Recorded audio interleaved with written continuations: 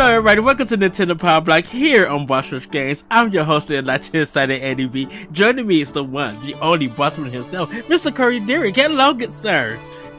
Hello, Ed. It's good to be here today. It's a wonderful Sunday night, ready to talk about some Nintendo, some other things going on. I'm very happy to be here. Nice hoodie, by the way. Nice hoodie yourself, everybody. If you're looking,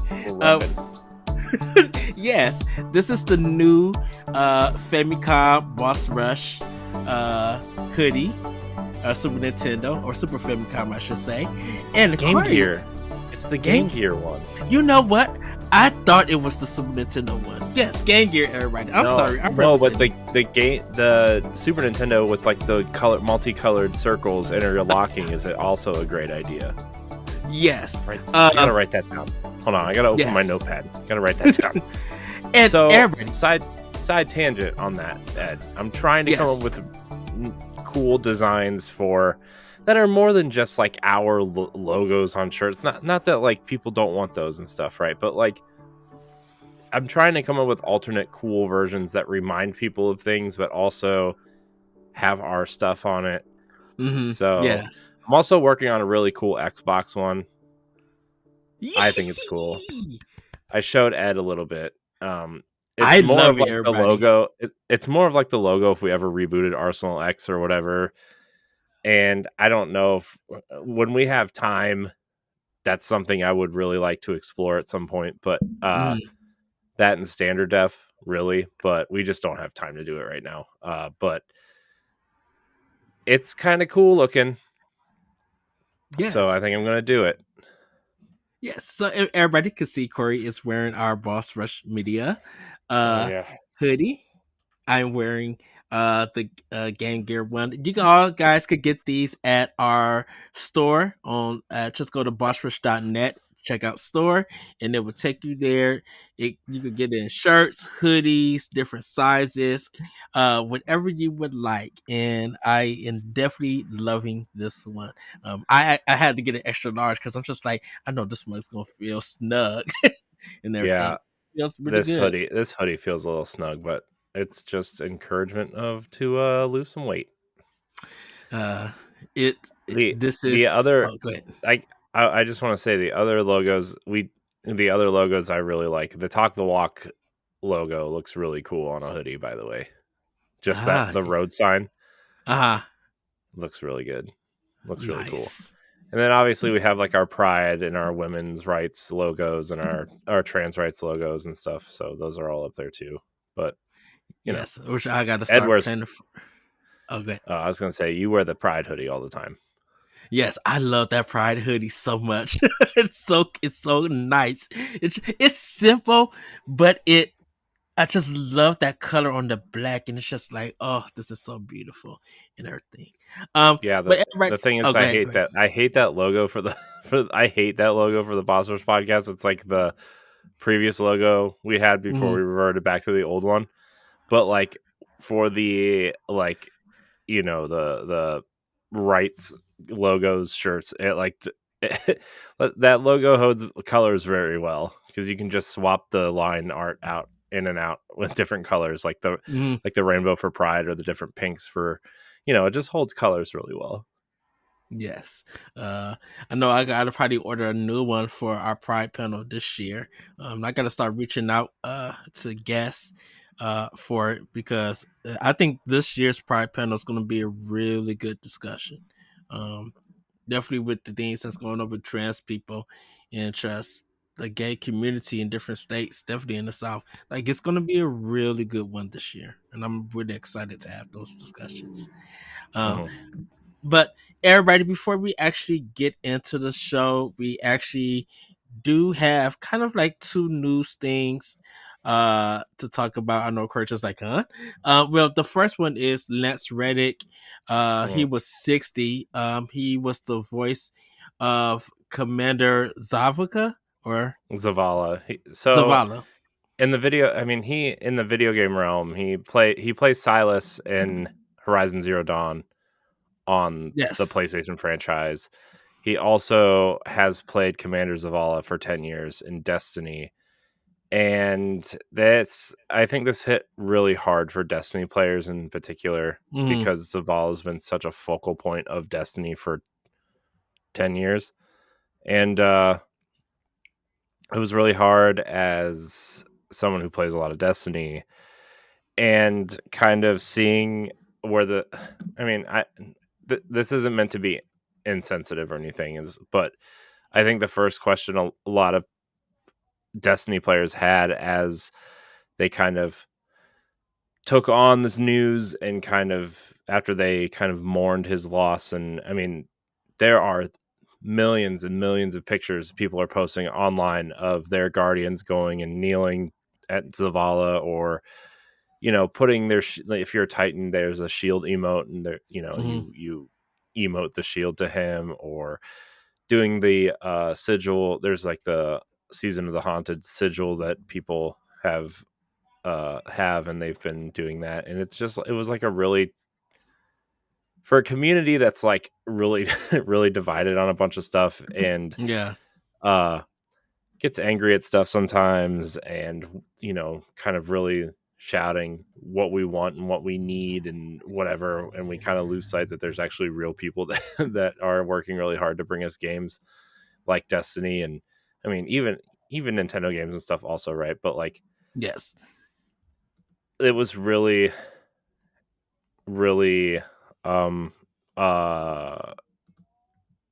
cool for the community to come together like that. And there's pictures of entire fire teams and clans, and entire towers full of people just kneeling and standing with and sharing their pictures and memories and stuff. And like, we tweeted something out from the Tower Casuals account, which is the Destiny podcast that I host, and a lot of people were like replying to the to the Tower Casuals post that we made of the whole thing. And I mean, that that tweet's been seen, like, let's see, as of this recording, that tweet has been seen 7,116 times. And that's just our small wow, little podcast, let alone the bigger podcasts, or just like Destiny fans and streamers in general. And I think the biggest question for Destiny fans now, after we've kind of accepted and kind of shown our respects and seeing what's happening, and like, what are they going to do with this character now? Because he's so important, and Lance Reddick was so important to bringing that character to life, right? And we've all had our theories that maybe through the final shape, which is the last Destiny expansion, that Zavala might not make it anyway. But I mean, I think we're all kind of preparing for that now, because Bungie's expected to, as of this recording, Bungie's expected to make some sort of announcement that they're going to do some sort of honoring Lance Reddick within the game somehow. yeah. And then they're going to kind of, and again, we don't know how much Lance Reddick has done for the final shape, because a lot of the stuff is done a year to a year and a half in advance. So for all we know, his stuff is already done So for it's the the final voice. shape. So that everybody knows the voice acting that's been Yeah, recorded. the voice acting. Yeah, Lance Reddick is the voice actor for Zavala. He's not like the motion capture person or anything, but he does the voice. And a lot of this stuff is done a year and a half in advance, sometimes even longer, just to combat schedules and everything. Because I mean, obviously Lance Reddick was a huge actor. He's in John Wick. He was doing other video game projects. He was doing that Continental project, that spinoff. He did the recent Resident Evil movie. Mm-hmm. Like, he's he was He like, was go ahead. Quantum Break. He was Yeah, so good in it, and it was just I don't know if we don't know about if there's going to be a Quantum Break 2. We don't know if how, because I know this whole weekend, like, I won't even touch the movies this whole weekend, because I feel like John Wick 4, if he's in there, it's going to be packed this he weekend. is. It's weird, because like, he passed away Friday morning, right? On Yes. Wednesday, he had a video on Instagram about John Wick 4 and how he hopes people enjoy the movie, like just like an Instagram video. And may I say before you go, I'm sorry, Corey, for him no, to be 60 and the way that he looked, he does not look 60 at I all. know I didn't know he was that old. I mean, I knew he was kind of up there just based on like the stuff that he's been in. Like The Wire was like 20 years ago at this point. But yeah, I didn't realize he was that old. But also, like 60 is still really, really young. You know, Yeah. It puts a lot of things in perspective. Really, you know. Yes. And it was really sad. And as a fan of him in general, and as a fan of Destiny, and obviously you brought up Quantum Break, and I really love Horizon as well. Like, yeah, he's good, and he's it's great in that. It's going to leave a huge hole in those franchises for sure moving forward. Because for those who played Horizon Zero Dawn and Forbidden West, he's like the main villain, essentially. Like, what are they gonna do? Yeah, and it's gonna leave a huge hole for people who really love his work and appreciate him as an actor, and the fact also, like, and for Destiny in particular, I don't mean to keep going back to Destiny. It is a Nintendo podcast, but like, he plays Destiny, like he's a huge Destiny player, and like the night before he passed away, his profile showed him playing Destiny, like he was still playing, and it's just it's a big loss for everyone. It's just I had a really hard time processing that news. I know it was out of the blue. It really was out of the blue because didn't nobody know he was sick or anything. Nobody really knows. It said like all the reports are saying he died of natural causes. Yeah, which is like, well, that's worrisome in of itself. Yeah. I know when I started seeing the pictures for Destiny, it took me a minute because I'm just like, he was in Destiny, and I didn't think of his voice or anything. So when I started seeing the pictures and seeing who they were talking about, I was just like, okay, now I understand. Now I know and everything. And so, no disrespect to the Destiny players, I kind of hopped off Destiny after I finished the game, but I got the DLC. I gotta get the last one. I still gotta buy the new season and stuff, and get and just go into that world. But it was just interesting because to me it came to mind for movies and Quantum Break. When they mentioned Horizon, I'm just like, that is right. He was in there, but I'm like, I think because he comes so later in the game in the first one, you just don't think about it. And then just like, well, he's in the end cutscene of part one, and then seeing what he's done in part two and everything. And I feel like that's gonna probably with Horizon 2, that's probably gonna go up in sales. I think people are gonna be buying stuff that he was in or playing do stuff and watching stuff that he was in to see his work and everything. And I know that sounds kind of crazy that a lot the companies are going to profit off of his death and everything, but I'm like, people who don't have it or who know part of his work probably going to try to get all of his work that he was in. It doesn't happen always, but there are people out there who do that when a celebrity passes away and everything. So I really wanted to bring that up because I know he meant something to the Destiny community, and I just feel like his work really spoke for what his craft was and why people loved it. He was kind of person that could play evil and be good in a sense, and well, he played there's not Wesker many. in the Resident Evil movie. Whether people thought it was good or not, that's a different. Oh, the Netflix one. Yeah. Yeah. Well, they said he was kind of like the best thing of that TV show and everything. Well, yeah. So I mean, that's a given, I think. Yeah, but I think here at Pow Block and kind of just Boss Rush in general, I think even though he didn't have anything really to do with Nintendo, I think he had a love for games. I feel like probably, and I think he probably played some Nintendo games and stuff. But I just wanted to get that out and everything because I think definitely yes, Destiny's not on Nintendo or anything. Like I even looked up to see if there was anything Nintendo related that whether it was first or third party, and there's really nothing there. I think he still, should definitely get some level of respect for the Nintendo community for all the work that he has done and I mean, everything. I think he should just get respect from all entertainment communities. Mhm. He was just such a joy to listen to, right? He had that Yes. powerful kind of really great voice and very iconic voice, very iconic presence, especially recently with uh besides Destiny and Horizon, but with something like John Wick also, right? Like a Yes. lot of people talk about his kind of it's not a huge part, but he's iconic in that movie series as well.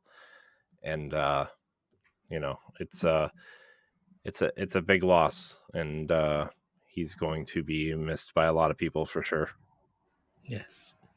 regardless When of our where Yes.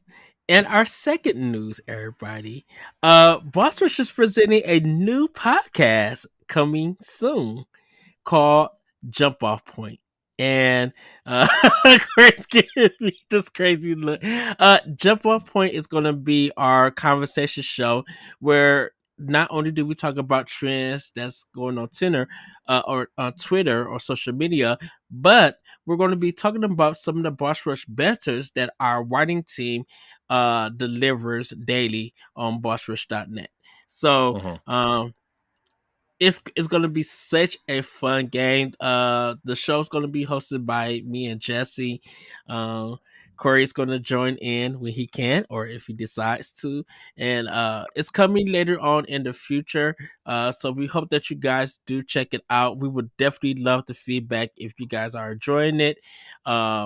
If you would like think that we should add some things and stuff. We kind of got I kind of got to figure it out. I sent our guests and Corey, I sent you the notes and stuff for like kind of our pilot episode. So hopefully you guys will check that out in April and yeah, let us know if you guys enjoy it. It's Yeah. gonna be a really fun thing because we're mixing it's not just going to be about games, but it's going to be kind of just things that's going on in the world, conversation pieces that we want to have or we normally don't have here on Boss Rush.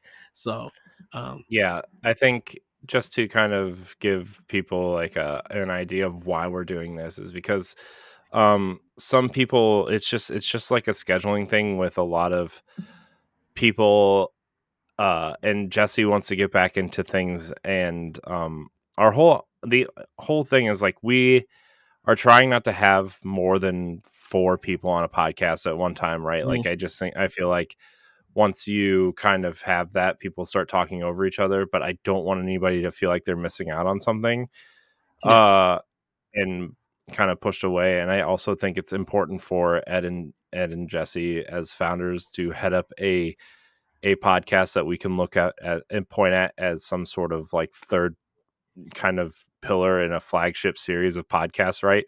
And I think this is interesting that we can get our writing team involved. We can get guests from outside involved and just pick topics from all over. I mean, if there's a gaming topic, yeah, I would love to talk about that. Like I already have a gaming topic in mind since it's been trending for like 3 months, right? And we Mhm. don't really have a show that can cover it really uh, in a meaningful way. Gaming, entertainment. If there's something else trending on Twitter, like I don't know, if I go to explore and hit trending, let's see. Um, hmm. Let's see. My wife would like this. 90 Day Fiance is trending. Uh, I mean, if somebody really wanted to talk about something like that, I guess we could. Uh, Yeah. Major League Baseball is trending because spring training is going on. If we have a sports fan that wants to talk about, like, I think this could do some very interesting things. Or also like our major topic of the show, like Ed said, will be a boss rush banter just to get the website stuff more involved as well. And Yes. kind of because we don't really, as much as I would like to, we don't really get the website involved as much as we should probably to on the show, right? Or on Yes. any of the shows. And I think that's a good way to kind of get people in looking at our featured stuff. And then obviously, if you look at our YouTube channel, we've been clipping out the topics from the Boss Rush podcast. And I think if we clip those topics out too, just as from a growth standpoint, we could clip those out, make those separate clips on YouTube. We could also put those clips into the Boss Rush Banter articles as they come around, or we can go back later and add them, right? So, yeah, and I think it's going to be fun. I Yeah. will probably be on maybe like once a month, I would say.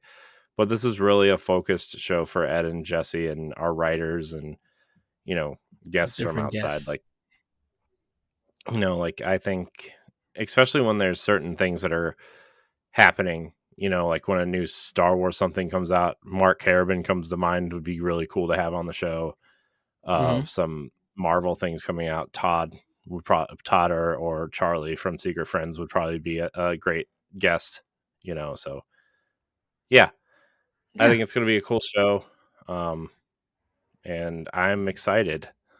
Not excited to And make new assets or anything, but I'm excited. and I know the new thing for me is that for a lot of the trends, a lot of the topics that whatever comes, it gives me a chance to get be educated and learn so I could speak about them. Cause trust me, I don't know anything about sports, but if somebody want to talk about some sports stuff, I'm gonna take the time to be like, okay, let's talk about it. Let me learn, give me the gist of it. Then okay, let's have this conversation and everything. Mhm. And that's going to be a big, to me, it's going to be a big learning thing. Because I think sometimes when you have a conversation, and it's good when people know stuff and have that dialogue back and forth. But when one person knows something and another person doesn't know, it makes the conversation better because it's informing, it's education, Mhm.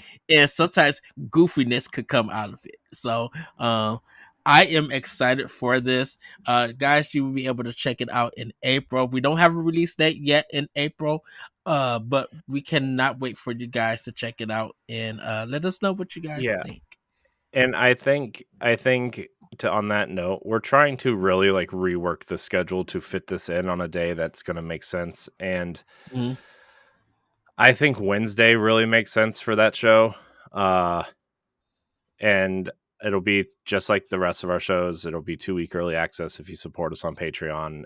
And, we'll see how it works out. But I think, Pow Block, on Patreon, Pow Block will still be on Tuesday, but I think it'll also be released on Wednesday. So you'll get 2 podcasts on Wednesday if you're not a patron. So that's also cool. I think maybe, Yes, but also be a patron and get all of our podcasts for $1 early, yes. all of Uh, them. you can So check them out now. yeah. Also, Ed and I are also going to be trying to head up some interviews while Celeste is on a hiatus. Hmm. Uh, I know I'm already going to set one up with Celia Schilling. She's the marketing director over at Yacht Club Games. I'm really trying to after PAX have her on again because she was really interesting. And I wanted to ask her way more questions than I did, but it was that's not the show for that. uh, like the whole point of the Boss Rush podcast is to have cool guests that do cool things, talk to them for, you know, maybe 15 or 20 minutes about their job and what they do, and then Yeah. just have them be a guest on the show because, you know, sorry, I know we got to start the show, but like, I think sometimes, especially when like where I work and stuff, sometimes I think people might be tired of just talking about their job and where they work. And I want to have cool guests on, and like, yeah, we'll interview them in a 1v1 situation at some point, but like just allow them to feel like a person instead of like, oh, you work for, Way Forward. Tell us about Way Forward. Tell us about Shantae. Tell us about all these things that you probably talk about all day, every day. And, now you're spending it in 60 to 75 minutes with us talking about the same thing outside of work. And it's like, let's let them feel like a person for a minute and let them just Right. hang out. And so that's, Let them nerd out with us, have fun. yeah. So. Yeah. Also, I think maybe soon we're going to try to get some guests the way we have been on that show onto this show as well. Yes. Not that we don't love Grayson, but we have Grayson on all the time, and Grayson is my backup. I owe him. I want to text him and be like, look, I owe you dinner, lunch. Thank you for all that you do. I'll treat you, the boyfriend, out. And we'll just have a good time. I might text him actually Tuesday, Wednesday. I will. I hope Grayson comes back soon. I really enjoy his presence. Yes. He's coming on the Boss Rush podcast in a couple weeks, though. I'm very excited. Yes. Well, everybody, I think we're probably gonna skip about what we talked about, our weekend stuff, and everything, because it was kind of very interesting. Yeah, mine's yeah. So everybody, it's time for Snacktendo. Corey, I had a Pokeball today, and it's so good. I swear I love Pokeballs. Of course, I had pineapple. Every time you say Pokeball, I think you're saying Pokeball, and I'm like, I need to know what this snack is, but it's not. It's like a real food. Yes. I had that. I ordered chilies yesterday because I barely ate yesterday and stuff. So I had like their chili secret burger and stuff. They're 3 for $10. I had I treated my well, actually, I don't know if I talked about it last week. Oh yeah, I did, because I talked about the Chipotle quesadilla. But I treated my employees Friday to Chipotle. You remember I texted you and I said it's gonna be a long day and stuff. Well, the closing manager called in because he had a health emergency to deal with, so I had to stay. Thursday night, I had brought pizza for my team and everything from Domino's. So I had a Supreme pizza and ate that. And since I had to stay Friday and I didn't, and my Friday crew, probably didn't have dinner or anything, I was just like, I'm going to treat them out for Friday. And I told them, I'm like, I did this for my night team Thursday. And I know I wasn't supposed to close anything, so I was just wanting to be fair, and I treated them out to Chipotle. They got a Chipotle salad and everything. They said it was really good. I've never had their salads from Chipotle or anything. They only have one kind of dressing, and it's and it's kind of like just like the spicy kind of sauce. It's not even really salad dressing. Well, they got that honey Chipotle vinaigrette that I talked about last week. They got it down for the salads too and everything. So I'm just like, oh, okay, cool. That's pretty much it. Didn't really eat anything new. I am going to be trying to look for some new restaurants. I was supposed to go get sushi yesterday, but I had so much other stuff that I had to get done yesterday. So I think I'm probably gonna go this weekend to go get some. Yeah, but that's pretty much it. I haven't been to the grocery store to see if there's some new snacks or anything. But like that Pokeball today was definitely hidden. Oh, it was so good. I like they got the sweet soy sauce to it, and it's not teriyaki or anything, but I'm like, it's so good with it. So now every time I order something, I go in and order that my Dakai. I always ask for the pineapple and I ask for the sweet soy sauce, and just good and everything. So that's pretty much all. I did have did have a feeling that I should go to all. I was literally by Aldi's. I'm just like, I should turn in Aldi's, get a pizza and some pepperoni, and do what Corey does. But I was just like, I'm gonna do that later because I was going to plan on getting a pizza Friday, but I had to work, so I had to skip the pizza thing for Friday. Yeah. Oh man, I had we made some fajita quesadillas tonight, and those were Ooh. pretty good. Except, man, so I've been really trying to avoid red meat when I can, honestly.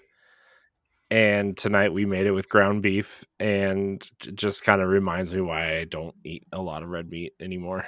If at all. And my wife kind of felt the same way too. We're just like, man, our stomachs are just hurt afterwards. Is it like bubbly or it's just like pain, It's like side just pain? like, man, you just kind of feel miserable, and your stomach kind of it hurts, but not like a pain. It's not like painful. It's just like kind of like this disgusting kind of feeling, Because I guess pain might be the wrong word, but I don't know. Understandable. That's understandable. Yeah. So that's kind of what I've been snacking on. Oh, we also got my wife got like not zebra cakes, but like the equivalent of a zebra cake, and they were really good. Kind of, but they were like the ones with the white icings and like some sprinkles and stuff. They were really good. Oh, were they like in squares? No, they were hexagons, but they weren't Okay. chocolate. They're just tasty. I forgot how good they were. Were they the isekai? I wonder. They might have been. Yeah, because Okay, that's the so holiday that's coming up. I'm like, they probably revolving around some holiday, but I forget. I don't yeah, know. so I got the chocolate kind, but I seen the white one, the zebra cake kind too. Yeah, so I know what she got. Yeah, Yeah. I literally bought this one on the whim. I was just like, oh, they got them out. I'll just try them. Get a little snack. So yeah, but that's kind of all I've been snacking on. If you want to be a Patreon producer, head on over to patreon.com/bossrushmedia, and find out which tier is right for you. Our Patreon producers at the $5 tier or higher for this month are Adriel Munger, Austin Campbell, Celeste Roberts, Christian S., Sana Dirrig, Francisco Santillan, and Rebecca Jewell. Thank you for your continued support. Well, everybody, it's time for Play with Power. Corey, I'm gonna let you start. What have you been playing with Power? Great. I've been playing a little bit actually. I mean, last week I recorded like 7, 8, 9 podcasts somewhere in there for to kind of give the team a little bit of a break during PAX. Obviously, PAX is next weekend or this coming weekend, I guess, and just to give everybody who's not going the week off and everybody who is going time to enjoy it and not have to feel like anybody's missing anything. So that's kind of been my week. I also guested on Crossroads last Tuesday, so that was another night taken up. But I see you answer my question, so thank you. Yeah, we were making fun of you. It's fine. Why? What the heck did I do? We were poking fun at you. It was fun because it's just the affection we give you, Ed. You know that. No, we were trying to figure out how to answer the question because Sony only has 2 Japanese studios out of their 20 studios. So we were kind of trying to figure out how to tackle the question. I think, and I hope it wasn't hard. I know I ask difficult questions when it comes to shows and stuff, but of course, I think it's always challenging. Difficult is a choice word. Well, because the thing I was thinking, I had, and I know this is not expansion pass, and I don't know that this deals with us, but I really feel like it's Sony at the point that they're just trying to be a Western market company. And Japan doesn't mean nothing to them anymore, even though they don't mean anything to anybody except for Nintendo and mobile. And I really wonder where did pun not intended. Where did that switch happen? Is it because America and Europe are making them more money than Japan, or Mm-hmm. Yes. is it, or has Nintendo really just like crushed it for Also, the yes. last few past years? Yes, and yes. Okay. Yeah, I mean, not to get into like the PlayStation discussion, Excuse me. but like PlayStation, I mean, PlayStation's headquarters and everything is in Europe, right? Half of their studios are in Europe. Their biggest fan base is in Europe. That's just where PlayStation wants to be. And I think, even though Sony is a Japanese company, Yeah, right? that's what I was about to say. PlayStation is a global appeal company, Mm-hmm. and to have have it geared towards a Western audience makes sense while also making deals with some Japanese company to keep that Japanese spirit alive, right? Like, I mean, my answer was like, I really don't remember my answer at this point. It was 4 days ago, uh, but I think making those deals with Square Enix and having Final Fantasy and Dragon Quest and Octopath Traveler now, and all these other things being on PlayStation satiates the PlayStation or the Japanese fans, while mainstream fans are looking for the next Uncharted or the next Horizon or God of War or Last of Us, or I think that's, even you look at something like Ghost of Tsushima that's very clearly inspired by Japanese culture, is Mm-hmm. still a Western. It's still Developer. well, but it's also a game that's aimed toward a Western audience that has that Mm-hmm. Japanese flavor, right? I mean, it's still a Yes. third person action game at the end of the day, open world, whatever. Yes, it does some unique things and it has some Japanese flair and really pays attention to a lot of the uh cultural artistry and everything, but like at the end of the day, still even Kojima, arguably the biggest developer in Japan, outside of Miyamoto, is making Western games. Yeah. Death Stranding is very clearly a Western game. So Yes. that's all that I was trying to say on that, is like, I think I mean, look at the PlayStation 5. It's huge. That's like bigger than half their apartment. And if you're living in a Japanese city apartment, like Yeah.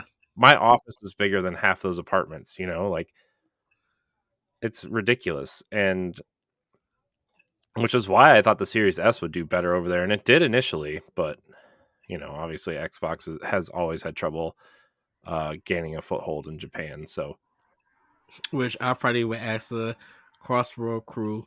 Uh, I think Microsoft is better having deals with Sega than trying to work for anything Square Enix wise.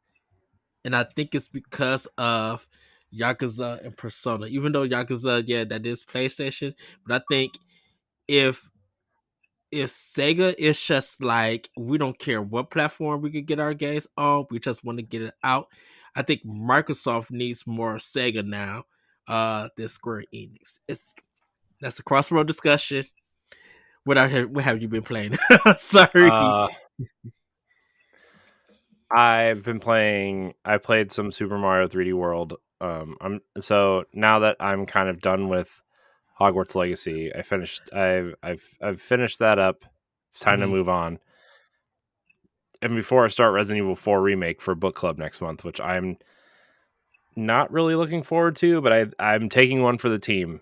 I'm not a big survival horror guy, but I've always been kind of interested in Resident Evil, and obviously Resident Evil 4 is the big one that Mhm. everybody points to. So It's kind of yeah, the I'm big boss rush game for everybody. yeah.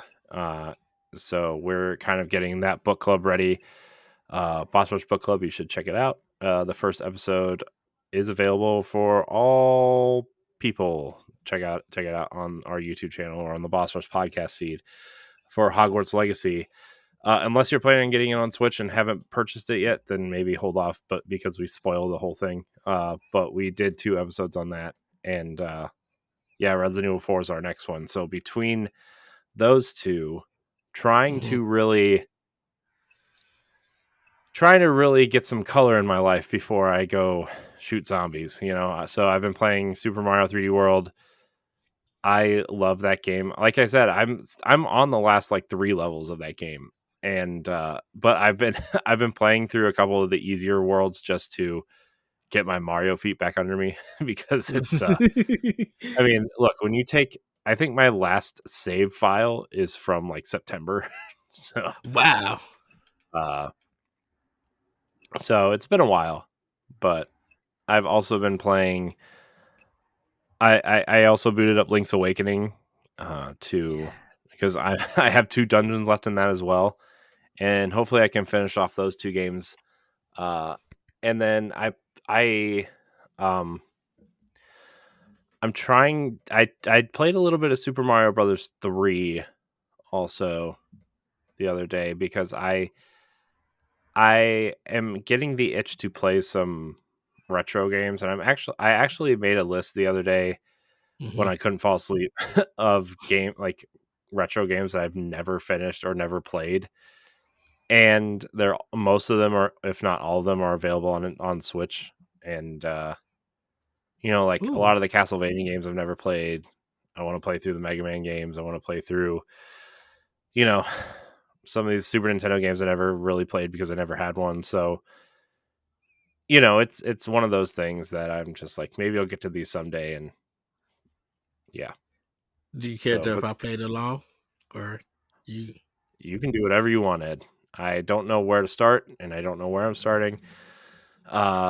But that's kind of where I'm at right now. I mean, definitely. I think it'll be good for us. Just maybe hop on, just play together. I give you some tips or anything and stuff. Uh, no, sorry to intrude into me too. Nope. No, I got a message. I was reading it.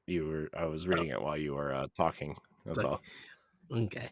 Was that all, Corey? Uh, Uh, I mean, I've also been playing Destiny. Also, I mean, there's nothing really to say on that, but that's kind of it. I haven't played Disney Dreamlight Valley in a week. I'm kind of concerned for my town and my people, but you know, I got other things to do. You know, they're gonna have to wait. Goofy can okay. fish without me. It's fine.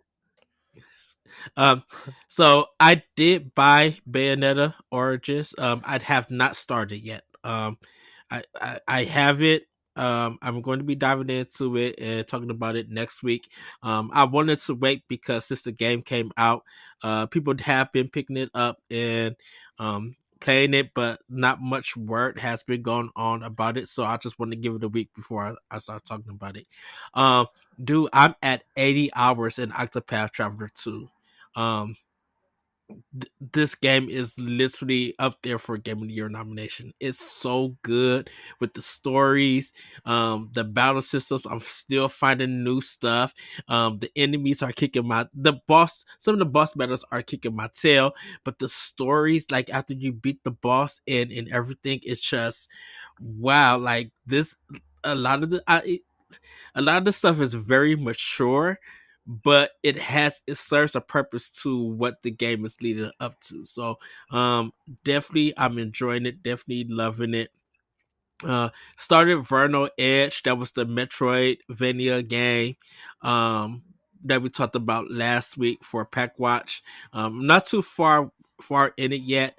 So I just was learning the controls and how it plays. And it's not too hard or anything. Stuff. It really has an N64 kind of feel to it, which I like about that. Played Exo Primal on my Series X, the beta test. I like what they're going for. It feels good. I will say it. I was having Anthem flashbacks to it in a sense, and I think it's very arcadey and stuff. But I think I prefer Anthem's gameplay. Something about Anthem's gameplay felt tighter than the Extra Primal's gameplay is not bad or anything. I wasn't having problems with it, but there was a lot of button presses that like that I had to do to like it was just a lot of confirming stuff. So it was doing like that double press and just like this doesn't make sense. I'm like, this should be easier that if I select it, just go automatically and let me start and everything. Um they had they had like a dino test. I mean, so it'll teach you, it gives you a tutorial, and then it'll matchmake you with different people, and then when you do that, it makes you go against another team. But I must have missed it somewhere or everything, or I didn't just comprehend.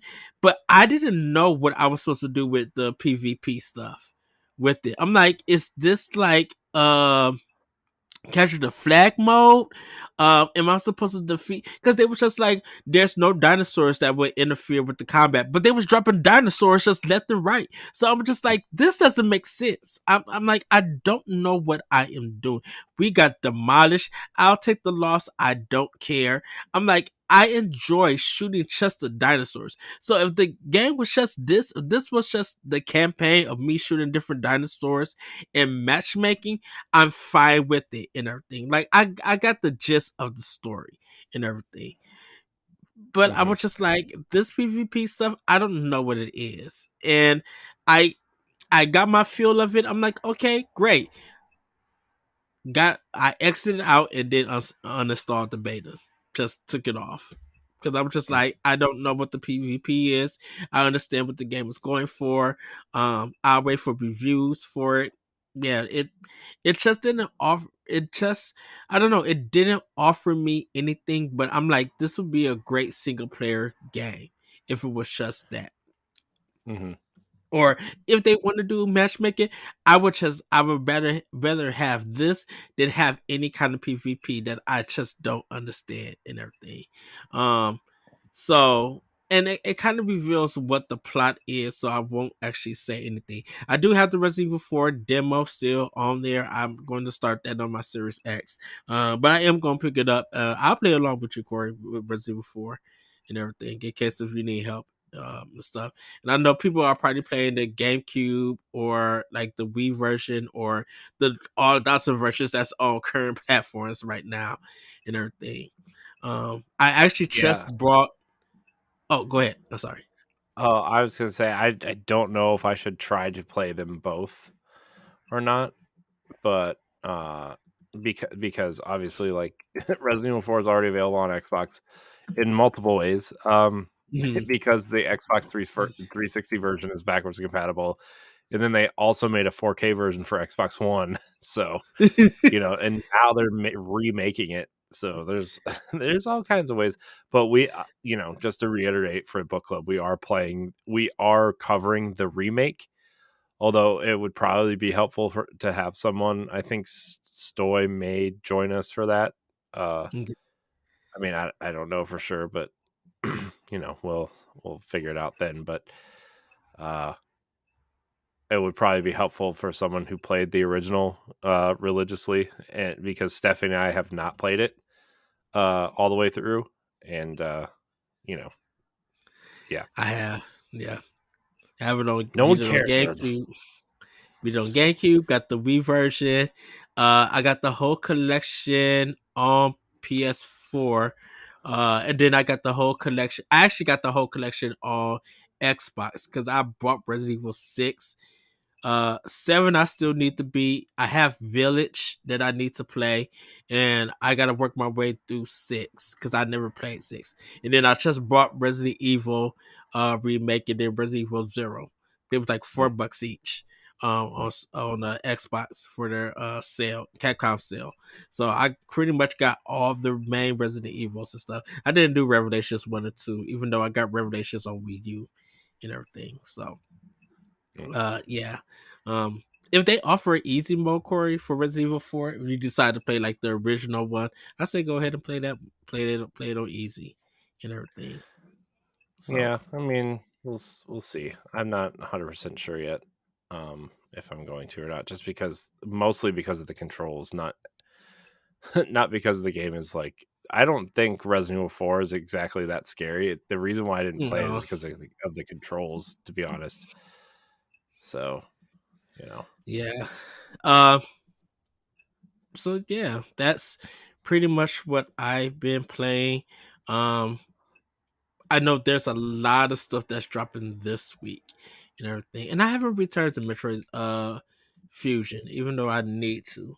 And I need to do Metroid Prime also just to finish it out I know and there's everything. so many games that I need to finish, and I wish like man, there's a point where I wish I had like definitely had more time to do all these things because like focusing on 3 separate things, right? Like I got to focus on on Nintendo's stuff because of this show, and I really have to focus on Destiny because of Tower Casuals, and then I have to focus on probably something else because of of Boss Rush stuff, and it's just like it's all over the place. Juggling so much. Yeah, Yeah. so. Well, everybody, it's time for Femi News. Corey, take it away.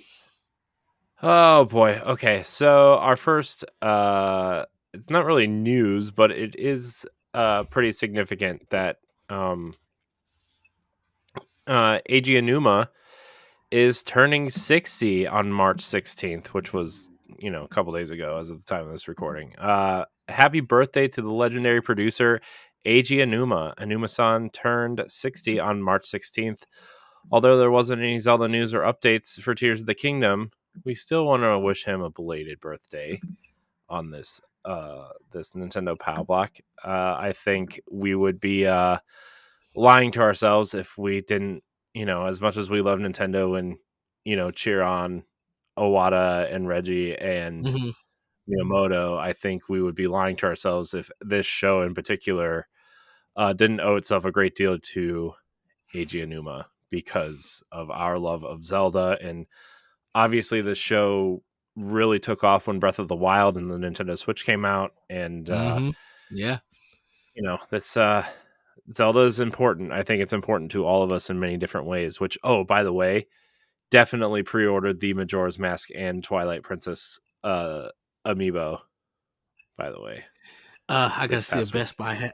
Gotta see a Best Buy have Nope. them. I got the Tears of the. They're They're all gone.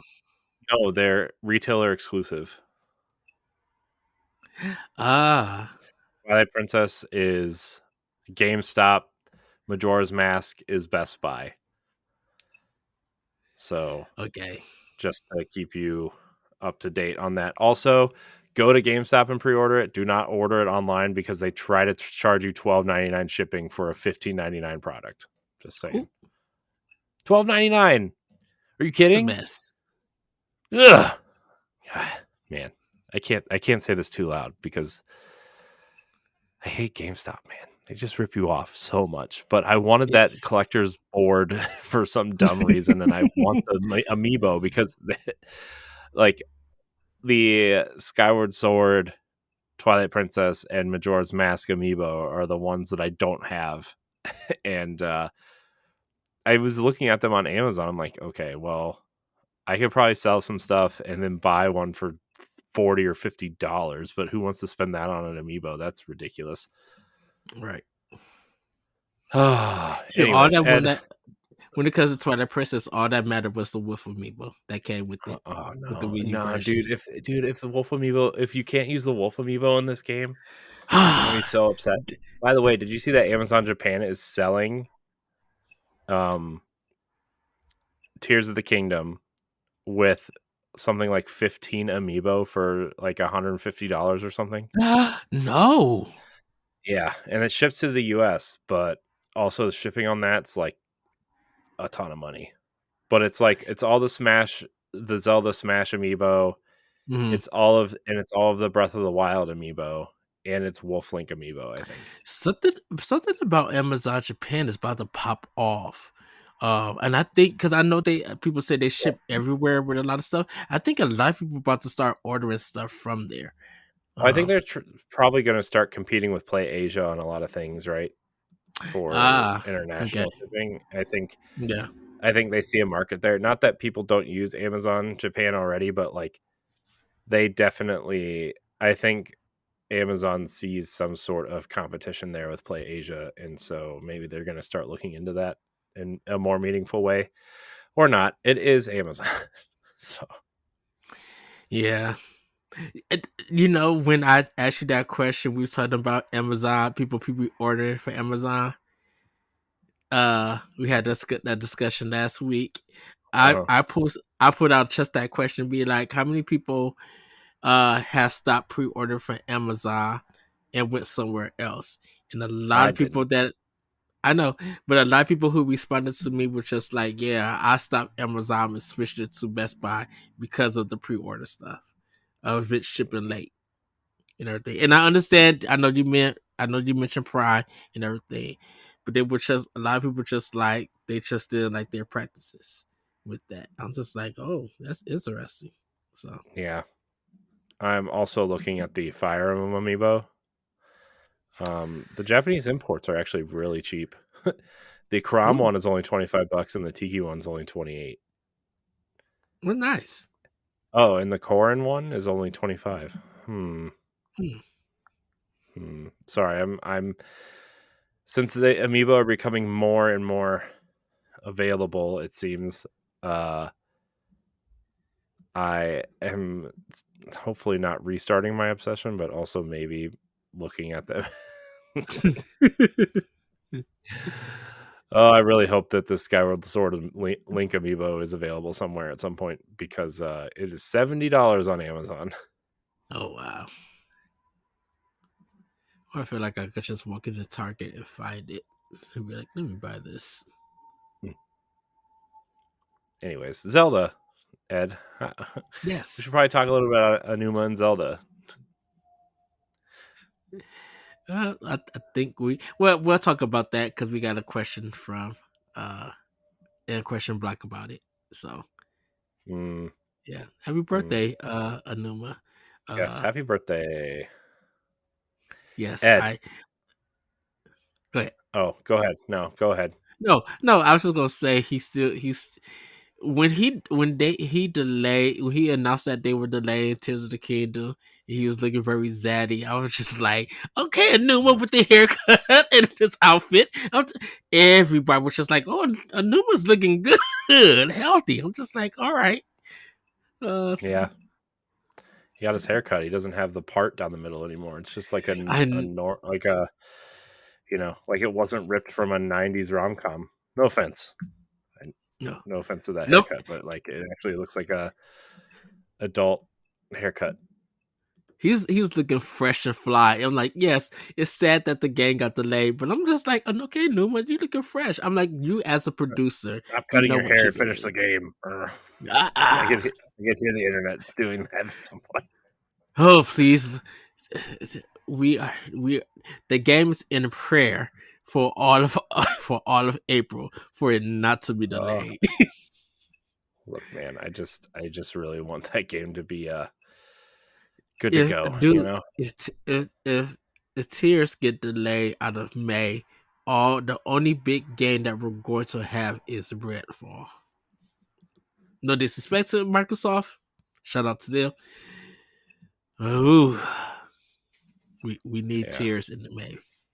Uh, but go on, Corey. I'm sorry. Oh, I was gonna say, Ed, are you ready to race? Yes.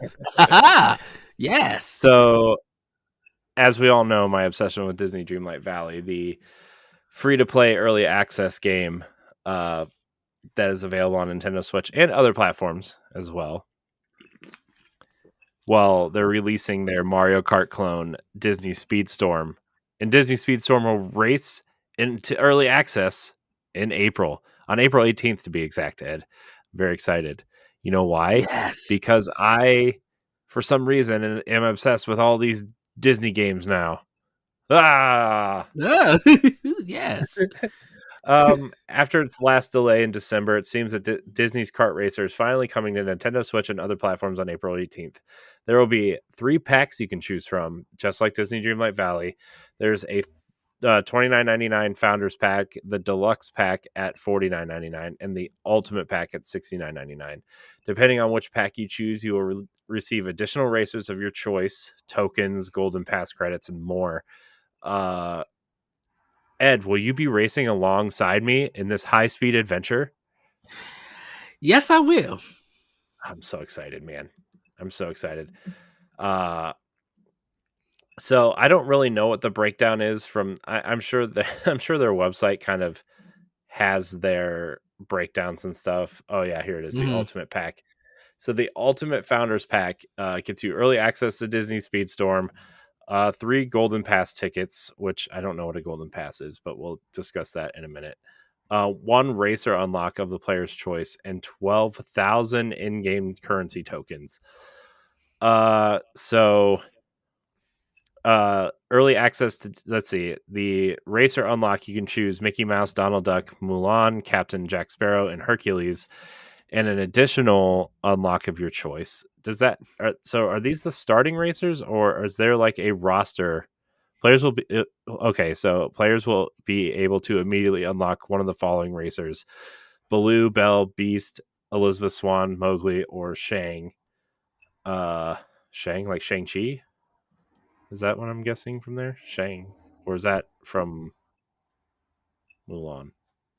Anyways, additional 12,000 tokens of in-game currency, which I'm assuming you can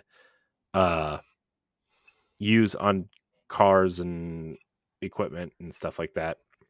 Yeah. Exclusive founding member racing suits for Mickey Mouse, Donald Duck, Mulan, Captain Jack Sparrow, Hercules, and the Chosen Racer. Exclusive founding member cart liveries for Mickey Mouse, Donald Duck, Mulan, Jack Sparrow, Hercules, and the Chosen Racer. Exclusive founders motto and avatar. Cartwheels and wings for Donald Duck's cart, and that will be the Ultimate Founders Pack. So that's pretty awesome. I'm really excited for this. Exclusive pre-order bonus. You'll get the exclusive Donald Duck cosmetic for his cart and him. It's called the Early Bird Racing special. So you will also get that if you pre-order it. Although it is only for pre-order right now on PlayStation and Steam, it is also coming to the Epic Game Store, the Microsoft Store for PC games, Nintendo Switch, and Xbox. So I'm really excited for this. I think it looks cool. So that's the $70 version. I don't really know what the other packs. Let's see. It looks like, yeah, you also get a bunch of stuff for the deluxe version, and the ultimate. Yeah, okay. It's just a bunch of suits for the other characters, it seems, for the $70 version. So yeah, I'm excited. I like kart racers a lot. I didn't really care for Crash Team Racing. I think it was a little bit too different from Mario Kart for me, but hopefully if they kind of take this seriously and pursue a Mario Kart type control scheme and everything, I think it'll do well for them for sure. And I think a lot of the recent Disney games, like even with Disney Dreamlight Valley, I think a lot of them has been big improvement from the past games. So and they've been pretty good, pretty decent. Yeah. So yeah, check it out. I'm excited. I will probably be talking about this game for a while, especially because no offense to Nintendo, but their Mario Kart Wave stuff has kind of been a little underwhelming for me, to be honest. So, we'll see, but that's yeah. Yes. All right, we'll move on to our last news story here. Our last story is about Xenoblade Chronicles 3. The game has won Best RPG at the Famitsu Dengeki Game Awards in Japan for 2022. The popular Japanese publication Famitsu has revealed the winners for their Game Awards, and Xenoblade Chronicles 3 took the honors for Best RPG. There were a lot of Nintendo games nominated in many of the categories, but I think this is kind of the standout one. So, and this was the one that won. So, congratulations to Xenoblade. I think it's well deserved, I'm sure. Ed, you played a lot of this game. How do you feel about it? I was so happy that it won Best RPG. It really should have won Game of the Year. Also, um, like once again, the music, the story, the voice acting, the gameplay, just everything about Xenoblade Chronicles 3 is like top tier, like 10. It's so good, so and everything. Um, when I clicked on the link to see the winners of the Famitsu thing, I was literally shocked that for Game of the Year, because it went to Elden Ring for Game of the Year, but out of all, I think out of 5 games, the other 4 outside of Elden Ring were all Nintendo first party games. I'm like, that's crazy. Yeah. Well, I mean, Nintendo's huge over there too, right? So, yes. I mean, but I just didn't. I literally did not expect for Nintendo to just like well, Monster Hunter Rise Sunbreak, even though that started on Nintendo platform and it's all out on everything. It was just like exciting to see that it was on there and stuff, and everything. I There are some stuff that's on here on the list that I've never heard of, that I might go like literally check out. I know Tears of the Kingdom Run most anticipated and everything, but like I was I kind of like how Famitsu did their list of games and the titles that they got have on it, because I'm just like, this is something that they don't have in America, and I kind of like. I'm like, if we were able to incorporate what they have on here in America, I think making the Game of the Year kind of list or Game Award list would be bigger than ever than expected. yeah. Yeah.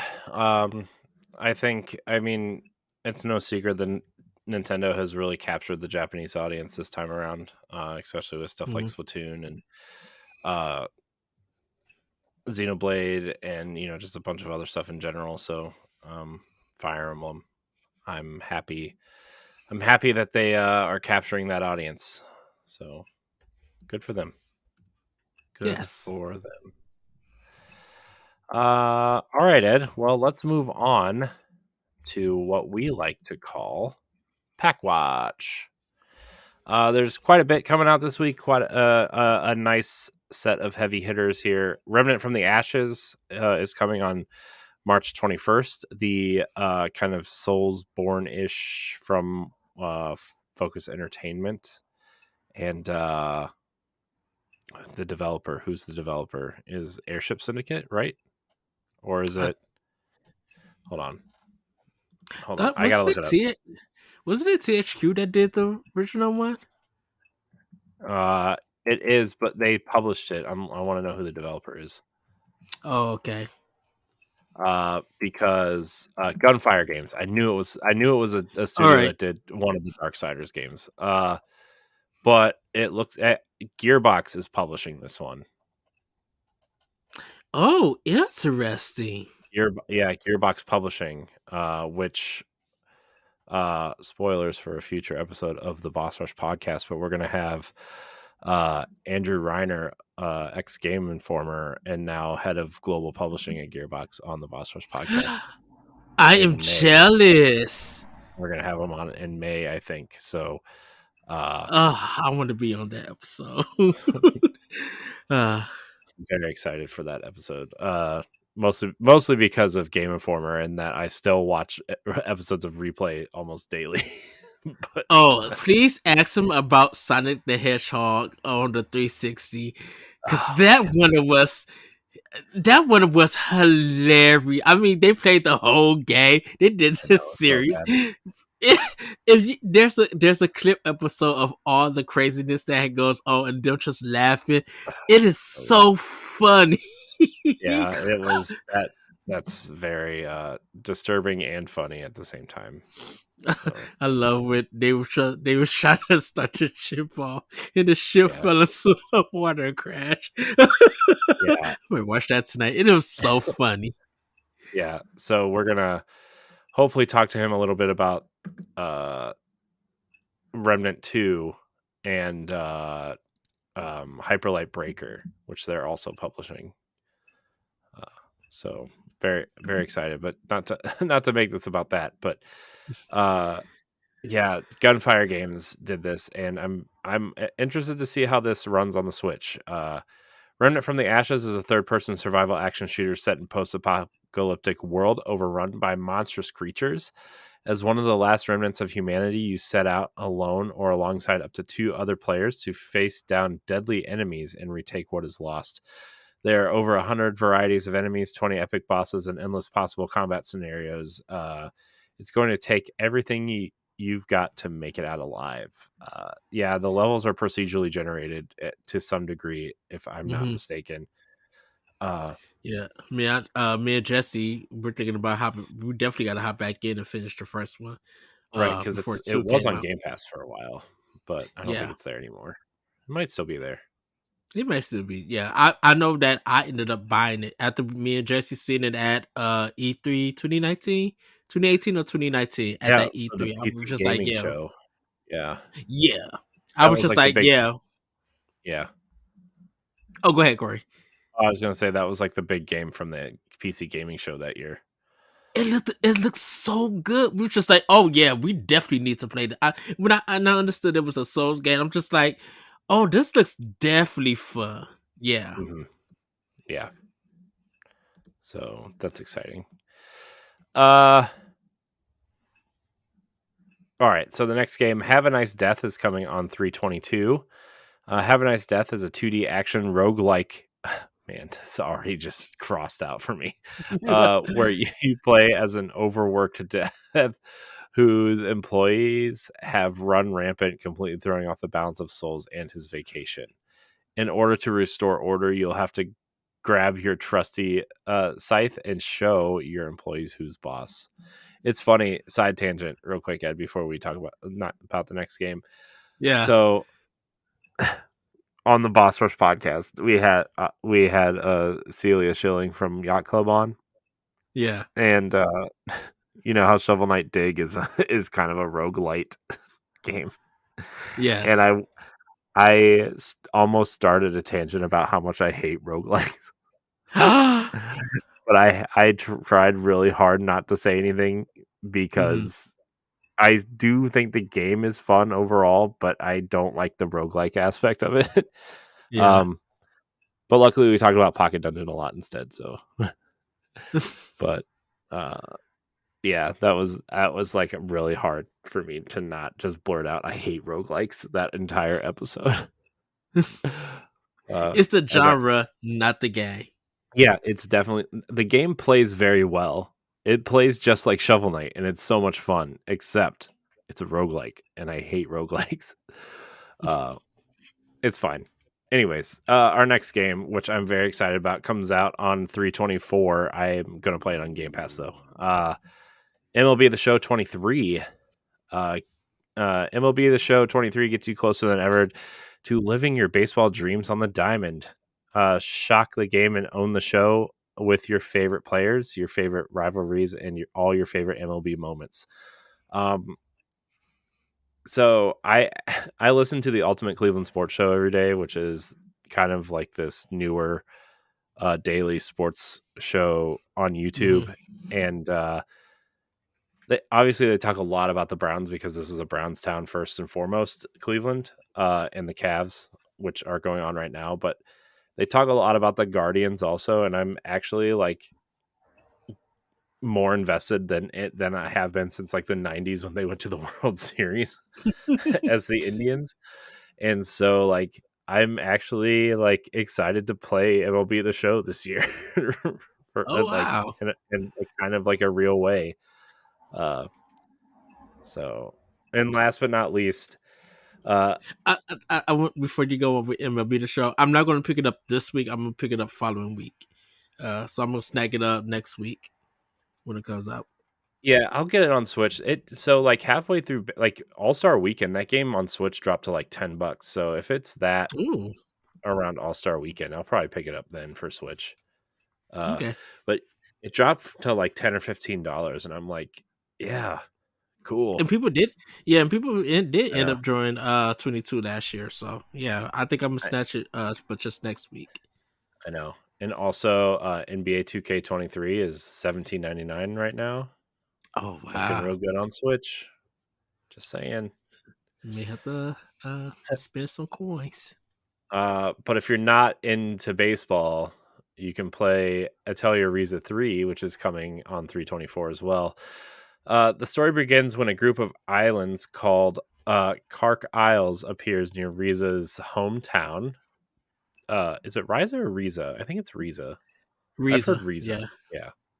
Yeah. Uh, Seeing this as a threat to her home, Riza and her friends investigate the Isles and discover ruins with a huge gate. Just as Riza approaches the gate, the strange voice echoes in her head, telling her to reach the code of the universe. What is it that lies beyond the gate, and what does the code of the universe mean? In hopes of finding a way to save her home, Riza and her friends set off on a great adventure that revolves around a key and the root of alchemy. I do plan on picking this up, but I kind of now want to go back to the other two games. I It yeah, seems like it's a side thing. Riza, out of all of the Atelier games, it seems like Riza is the most beloved. Yeah, because it's more of like an action game, an action RPG. Yeah, Or it seems like, I mean, it just feels like another one of those games comes out like every 2 months or something. But every yeah. time a Riza game comes out, everybody gets really excited. Although they are remaking the original Atelier game apparently, Oh, which I know okay. some people are excited for. There's like 40 of these games, so they date back all the way to like PS2. Shoot, it's this and the Trials games, Trials of Heroes and stuff like that. I'm like, oh, good googly woogly. These are big, but I know nothing about them. Yeah. So, all right, it's time for Game Fact Advance. Yes. Do you want to read it, or do you want me to read it? Uh, I'll read it because there's a lot of Japanese names. What? Because I'm white, I Uh, don't know Japanese names. have you tried to speak a lot of Japanese names? No, you read it. I don't want to read it.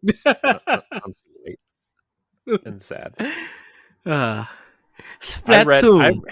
read Japanese game names today. I read Eiji Aonuma. That was a Yes. big, and I said Famitsu and Dengeki. Those are Japanese words. Yes. And Nintendo.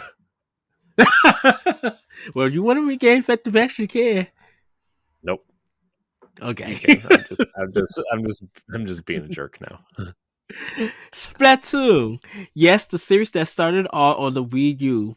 Hisashi Nagami, producer, Yusake Amano, director, and Tsubasa Sakaguchi, director, created the game together. You may remember Nagami introducing Splatoon 3 in the lab coat, but you may wonder about Amano and Sakaguchi. Well, Sakaguchi directed Nintendo Labo and was the original game supervisor for Smash Bros. Ultimate.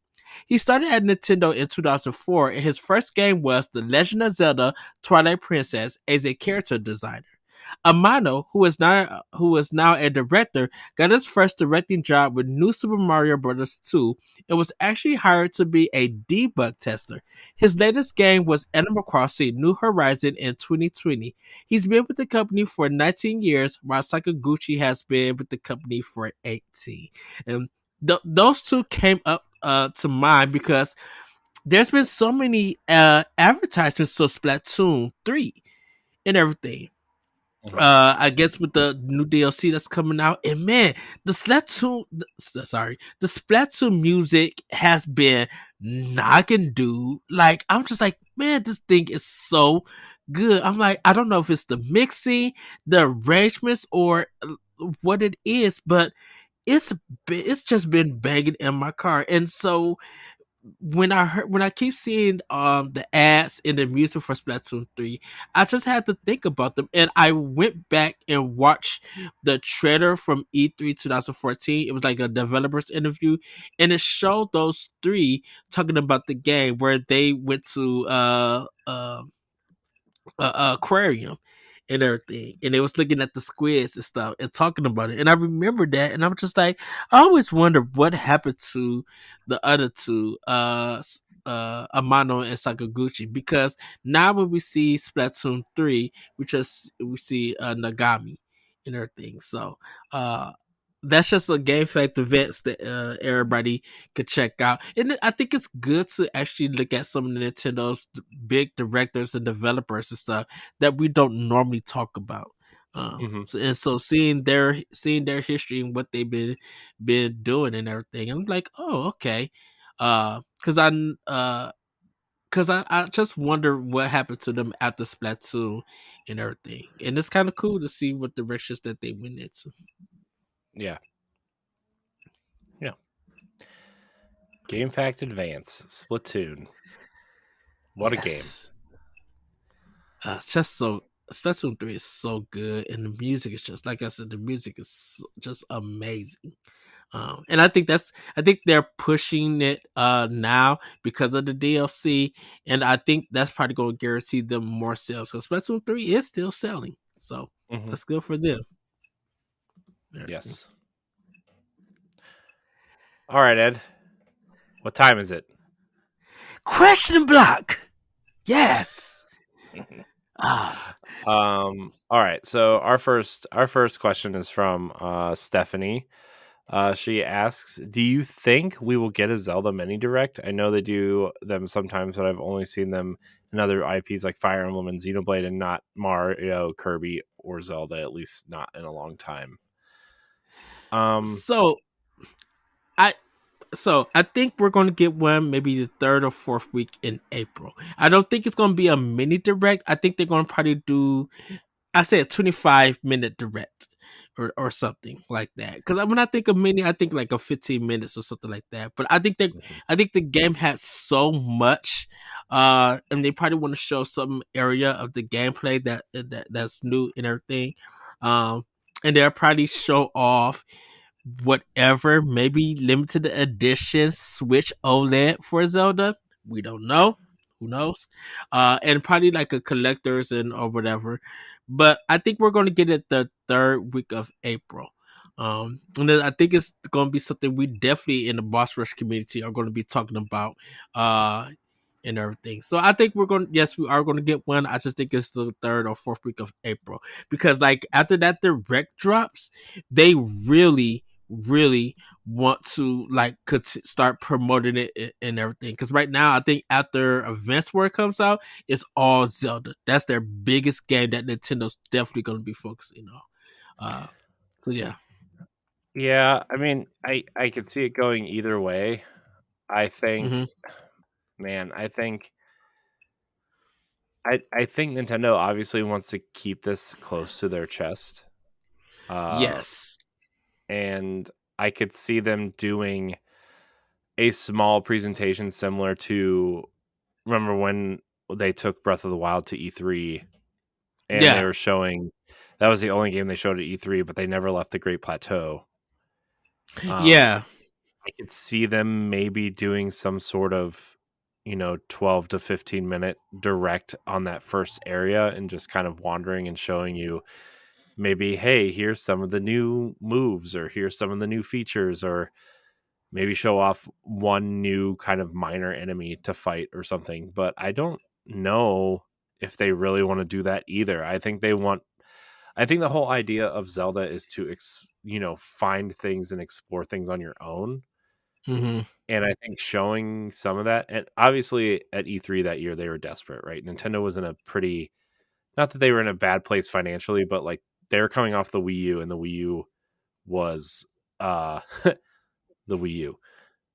And I think they had to show Zelda to get people excited for not only that game on Wii U, but the next console, which ended up being the Switch, obviously. Yes. And they needed to do that. I don't think they need to do that now. I think people obviously know what Breath of the Wild is, and this is kind of just building off of that. And so, I mean, I could go either way. I could say, no, they don't need to do that. It's Zelda. They'll, it's it's the best.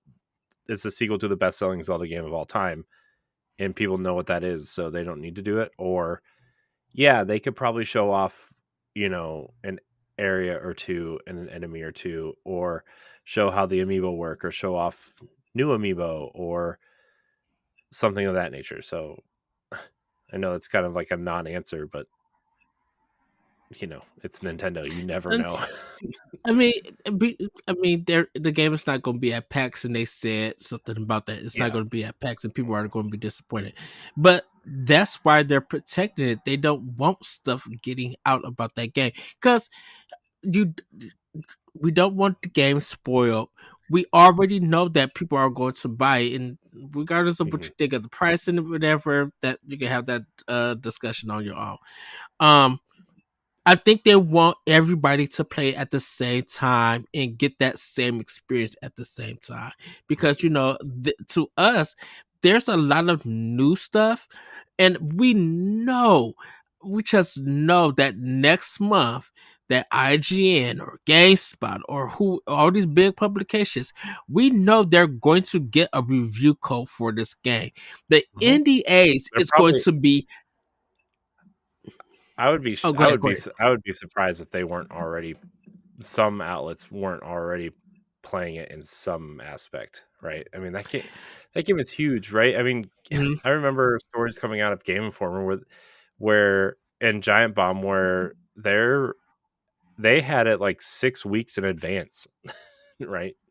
And Yeah, I mean that's a long time to have a game beforehand, but also it's Zelda, and I spent I spent 225 hours in that first game, and so you know it's going to take a while for people to beat and do what they need to do to get a proper kind of inkling for review. it. Yeah, So, and I know probably they're also going to be doing like strategy guides and getting everything. But I'm oh just yeah, like that. I think that NDA is going to be super important to those companies yeah. and everything. By the way, where's the strategy guide for this game? I really want a strategy guide for this game. I love Zelda and I have all the other ones. I just want some Mhm. sort of strategy guide for this game, like really bad. Well, I really feel there is going to be a strategy guide, but I don't book form. I don't think there's going to be one or I anything. know, but Um, man, but that really I kind of I feel like they're gonna probably drop it the day of release, or it's gonna come a little bit later and everything. well, Um, that's something else they could announce in that direct too. Is like, here's a strategy guide. Here's maybe some merch for it. mhm. They could probably do something of that extent too if they're gonna do something like that. Like, I don't know. I'm still thinking about trying to find a collector's edition of it, although I don't need it. I don't really care about the collector's edition. I just want to play the game and everything. I'm not so much of a collector's edition person anymore. I'm more of a I'll get stuff that excites me. I mean, look at Destiny, right? Like, I don't get any of the limited editions mostly because like they're so expensive, but I Right, usually just get the statues that are out, that come out afterwards, and um, a lot of that stuff is nicer than the stuff that's inside. So I don't know. We'll see, but they could do something like that, like merch and all that stuff. yeah, yeah. So that's just my thoughts on Tears of the Kingdom, like a mini direct, and uh, Don't get me we wrong, I don't would know love at one. this exactly. We don't know if it does happen, if we're gonna do a reaction to it or anything. Um, What are you talking about? Of but course we I'm are. excited. Well, Anyways, we'll have that's to snack Stephanie. I'd be like, look, you're gonna have to lose some sleep. We need you on the show for this direct because we need to yeah. talk. I don't think she would have a problem with the Tears of the Kingdom something. Why do I feel like if it was like a 10-minute mini direct, how the heck did we get like to an hour and 40 minutes about it? You If get it more than that happens, out of it. Let's be honest here. that is true. So, you know, whatever. I hope Tears of the Kingdom is good. Austin writes in. He says, "What TV or movie franchise would you like to see Nintendo make an exclusive game for? bonus points if it's a franchise that that's never had a game before. What are these points for? Do we get things? What do we do? What happens? Bonus points if a franchise that's never had a game before. Yeah, So, that's I um, think a lot of things games at this point. for for Nintendo, a lot of the stuff that they made has already been turned into game for, whether it's console, handheld, or mobile. For it. The only thing that where's our Despicable Me Pikmin game where the minions are the Pikmin and then oh no. uh no, the only thing that they would have is like their playing cards. Like if they did that like in a Yu-Gi-Oh kind of style or whatever, that would be like the only kind because, like I said, a lot of their franchises, whatever Nintendo creates as a franchise, is always going to be done in the video game and stuff. They never made anything just a straight animated or anything that is just for like TV and stuff. Everything that Nintendo makes has been for a video game outside of their playing cards. That's the only one. yeah. But Nintendo did have a red light district game, so they could literally could turn that into an M-rated game. Uh, that would be very entertaining. Like, turning one of their red light district stuff into an M-rated game that was more of a detective game like Hotel Dust or goodness, what is the one game that I brought that never came out to America? Hold on. The Go ahead, Corey. Detective Famicom Yeah, Detective Club. Yes, that one, the Famicom Detective Club. That's something that was only in Japan. But if they did something like that, that was like in their red light district with Nintendo, I could definitely see that as a game. You know, Yeah. Mm-hmm. Yeah, for sure.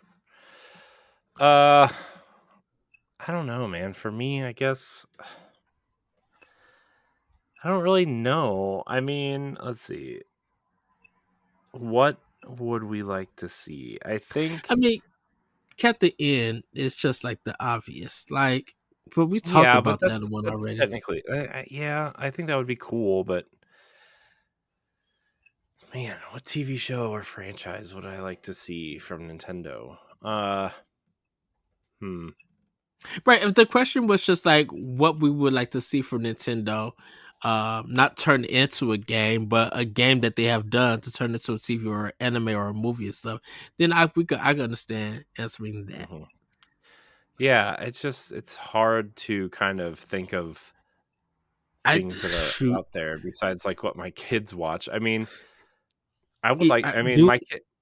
my daughter's really obsessed with this show on Netflix called Super Monsters, Mhm. and I think you could probably do some really interesting things with those characters because like they all have different abilities. Like Drac is the son of Dracula, and he flies, and there's the werewolf kid who can kind of do different things in his human and his werewolf form, and then you have Frankie, who's the Frankenstein monster kid, Yeah. right? Like they all have different abilities. I think you could do something interesting like that if you want to keep it family friendly. For me, Eternal Darkness on Shutter, like turn that into a horror, like a straight horror thing, not so much HBO kind of thing. Because I know the HBO SNL skit with Mario Kart was kind of funny. It was good, and people were watching. But That was uh, hilarious. that it was Eternal Darkness on Shutter. Oh heck yeah, it fits on that channel. Mhm, mhm, mhm. Yeah, You know, uh, yeah. because Fire Emblem could be so many series. I already want the Star Fox anime when it was introduced in Star Fox Zero. Well, that Uh that game was pitched, right? Did we talk about that uh on the show? we Where may have. Retro pitched the Star Fox game based on the puppets, Oh yeah. and Nintendo said no because they already had a Star Fox game in development, In development, yeah. which was shall we say not good. So yeah, I mean, that's that's a slam Punch dunk right there. Punch Out could be a really good like uh Oh, you're going the other way though. where I mean to answer the question, I'm like we reversed it. That's what I would like to see. And everything. And that's why I said everything that Nintendo has done, has created, has already got turned into a video game. So, Mm-hmm. but like TV wise, they only have Kirby, they only have Donkey Kong, they have Captain N, and then the 50 million versions of Super Mario World, of Super Mario Brothers. Um, Capcom did Mega Man. Sega got different versions of Sonic. Like who? Mm-hmm. What else is out there? SWAT Cats art was done, but that was done by another company. Burger Mice from Mars was done by Konami. And Biker Mice from Mars. Digimon, Digimon is Bandai Namco. So it's just like what other what other anime or TV show or cartoon stuff could be done, on a that's not, well, I'm gonna say that's not Nintendo, but like here in America that we know of Yeah. and everything. Like Yeah. I like Card Captor Sakura, that's Japanese, but I'm like that's from a whole completely different thing and stuff.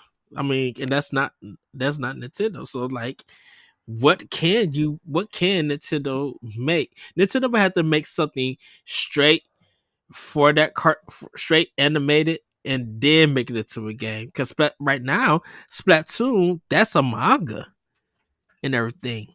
A Yeah. Splatoon started as a cartoon series. I think, yeah, I will watch that and then be like, oh, they got a video game of it. Yeah, you know. Yeah. The level 5 game. Professor Layton. Professor Layton as a game that got turned into a movie, which I actually bought that movie on PlayStation 3 Mm. digitally. Mm. Yokai Watch. Mm. That's level 5, and that started as an anime before it came to Nintendo. Yeah. Yeah. So it's just like it's kind of hard to choose. I know Austin gonna be like, dang it, you know too much about this. I'm like, but like a lot of the 90s stuff and 80s stuff that dealt with Nintendo when it was cartoon or video game, I watched before. Yeah. As a kid. So it's kind of hard to pinpoint like what has Nintendo done that hasn't already became from a video game to make as a TV and vice versa. Yeah. That's really all I'm saying and stuff. Yeah. Yeah. I'm trying to think what else they could do. I think there's so many different types of. Man, the thing too is like I don't play a lot of video games. I mean, like the easy ones would be like Ghostbusters could be like a Luigi's Mansion, or like there's stuff like that, obviously. But Mm-hmm. I just Shoot, Luigi's Mansion got a Capcom arcade game. That's fun. yeah, I mean that's also true. So, what do I know though? What do I know? Shoot. Just give me Look, give Toad me driving the bus. no. You know what I want? I want some sort of Indiana Jones adventure game. That's all I want. Give it to me. Luigi's Mansion done as the Ghostbusters. It's literally what I just said. We should just say Indiana Jones. No, I just said, oh, the easy answer would be Ghostbusters would be Luigi's Mansion. It's literally what I just said. Right you just said Indiana Jones. That's what I heard. Oh, no, before the Indiana Jones thing. Thanks for listening to me, Ed. You're just like my wife. Ignore me. My feelings don't matter. The visual popped in my head, and I'm like, ooh, yes. We already know about Metroid and stuff, so that we don't have to go that route in our thing. Yeah. I mean, remember when they made that Mummy game? That was yes, game and it was really good. What if they did that Project Hammer game as like animated cartoon series, and then made a game out of it? I mean, I can't believe they never did anything with that. that tech demo was like one of the coolest things they did for Wii, and then they just never did anything with it. Yeah, it's just me, I guess. I feel I think, man, if I was gonna say Mario Maker, but I'm thinking now something else. Like if there was like a show that, you know, Nintendo was just like, this is how you build stuff. Like if Labo literally had like a competition TV show before Labo actually came out. That'd be cool, I think.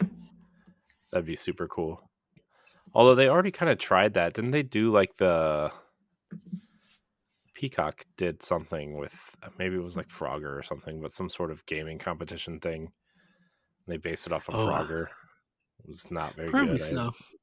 as far as I can tell. I remember Sony had that reality competition with PlayStation. I'm like, what the testers or whatever. Yeah, that was also not good because they weren't real PlayStation fans. So, anyways, good times, everybody. Yes, proud of all of you. Get me out of here, head. We still got another podcast to record. Well, everybody, that's going to be it for Nintendo Pow Block. Thank you, Corey, for joining me. Once again, our thoughts and prayers and our love are sent out to the Reddick family for their loss. And everybody, we just want you to have a great week. Have a great weekend. Enjoy some games. Hopefully, you guys pick up some stuff out for Pack Watch. Go shout a happy belated birthday to Aonuma-san if you haven't. With that, everybody, have a great week, have a great weekend, and we'll see you next time on Nintendo Pow Block. Bye, everybody. Bye. Nintendo Pow Block is a product of Boss Rush Media, LLC, and is recorded from our headquarters in Akron, Ohio. The show is hosted by me, Edward Varnell.